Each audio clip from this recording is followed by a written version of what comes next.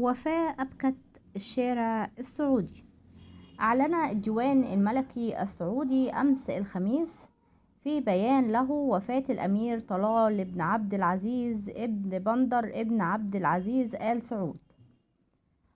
وصدر عن الديوان الملكي السعودي اليوم بيان جاء فيه: انتقل إلى رحمة الله تعالى صاحب السمو الملكي الأمير طلال ابن عبد العزيز ابن بندر ابن عبد العزيز آل سعود. وأضاف البيان: سيصلى عليه يوم غد الجمعة الموافق 24 جمادى الأول 1445 هجرية بعد صلاة العصر في جامع الإمام تركي ابن عبد الله في مدينة الرياض.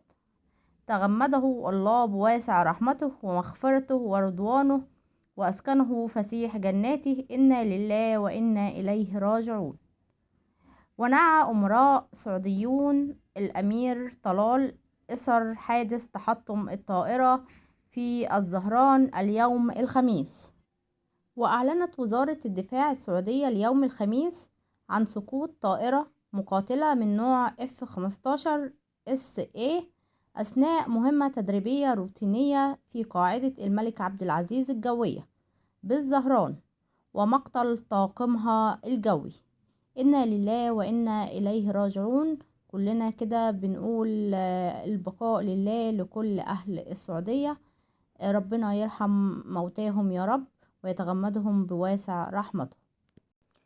ده كان خبرنا النهاردة. أتمنى ما تنسوش تشتركوا في قناتي لو أول مرة تشوفوني وتحطوا لايك جميل زيكم. دمتم في حفظ الله ورعايته وأمنه، ومع السلامة في أخبار جديدة.